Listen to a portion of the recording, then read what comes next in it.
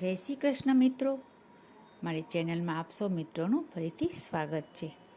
મિત્રો, પવિત્ર પુરુષોત્તમ માસમાં 5મા દિવસની વાર્તા આજની વિડીયોમાં આપણે સાંભળશું. વાર્તાનું નામ છે 4 ચકલીઓ.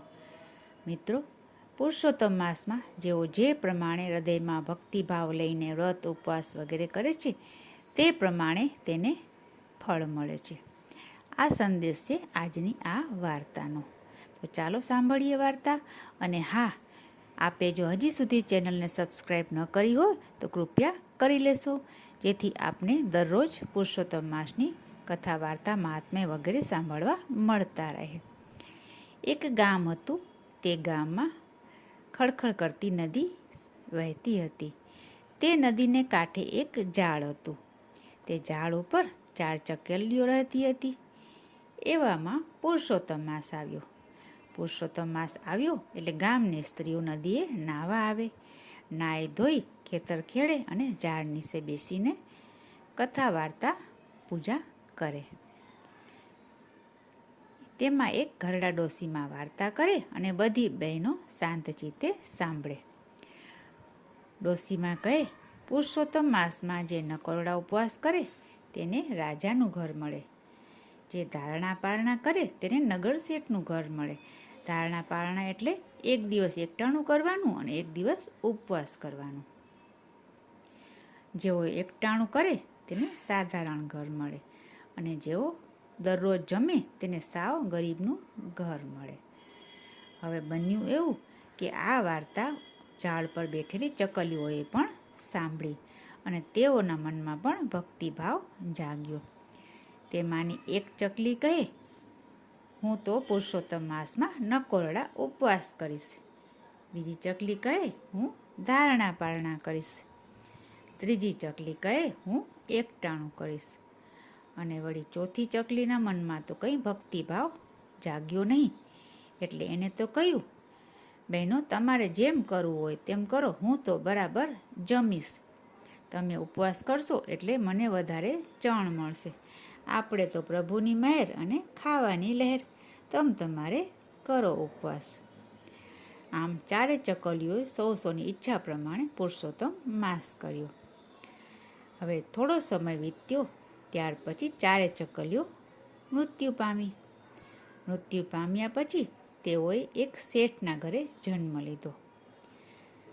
મોટી દીકરી ખૂબ જ રૂપાળી અને ગુણવાન થઈ.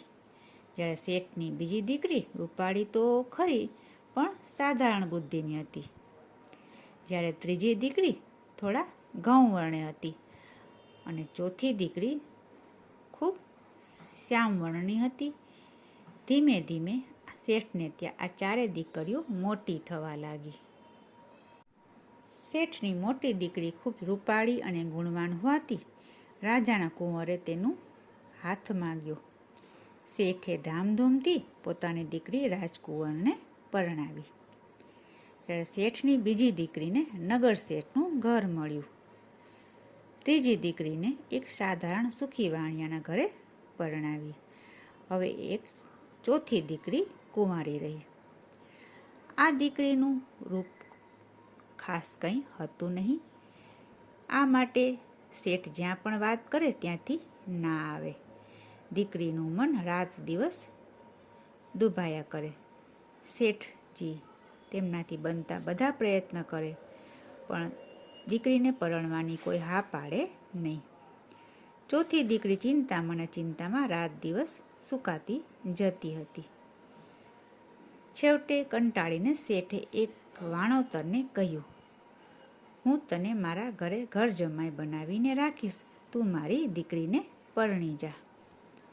શેઠની વાત સાંભળી વાણોતરને થયું, મારા ભાગ્યમાં કન્યા મળવાની નથી તો શેઠની દીકરી શું ખોટી છે. તેણે શેઠજીને હા પાડી દીધી. શેઠે પોતાની ચોથી દીકરીને વાણોતર સાથે પરણાવી અને વાણોતરને ઘર જમાઈ બનાવીને રાખ્યો. એવામાં પુરુષોત્તમ માસ આવ્યો.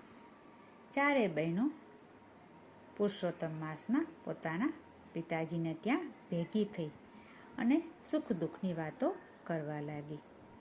હવે બન્યું એવું કે મોટી બહેનને પૂર્વજન્મનું જ્ઞાન હતું. મોટી બહેન બોલી, બહેન, ગયા ભાવમાં આપણે ચારે ચકલીઓ હતી. પુરુષોત્તમ માસમાં મેં નકોરડા ઉપવાસ કર્યા હતા.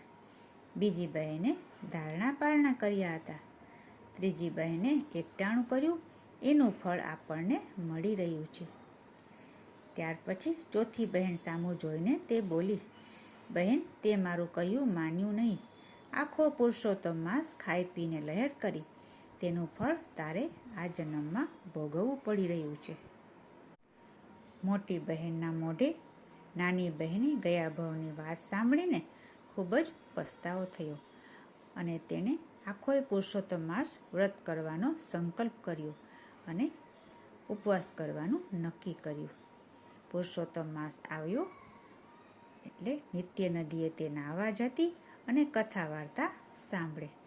આમ કરતાં કરતાં પુરુષોત્તમ માસ પૂરો થયો. પુરુષોત્તમ માસ પૂરો થયો એટલે પુરુષોત્તમ ભગવાન ચોથી બહેન ઉપર પ્રસન્ન થયા. વાણોતરે પોતાના સસરા પાસેથી ઉછીના પૈસા લીધા અને નાની સરખી હાટડી માંડી. વાણોતરનું તો ભાગ્યનું પાંદડું ફર્યું. દિવસે દિવસે વેપાર વધવા લાગ્યો અને જોત જોતામાં ધનના ઢગલા થયા. આવી રીતે નાની દીકરીને પુરુષોત્તમ માસ ફળ્યો. હવે તેને કોઈ વાતનું દુઃખ ન રહ્યું. નાની દીકરીએ નિશ્ચય કર્યો કે હવે હું જીવીશ ત્યાં સુધી પુરુષોત્તમ માસ કરીશ. જય જય પુરુષોત્તમ રાય. મિત્રો, વિડીયો સારી લાગી હોય તો લાઈક કરશો અને સગા સંબંધીઓ મિત્રોમાં શેર કરશો. ફરી મળશું બીજી વાર્તા સાથે. ત્યાં સુધી જય શ્રી કૃષ્ણ.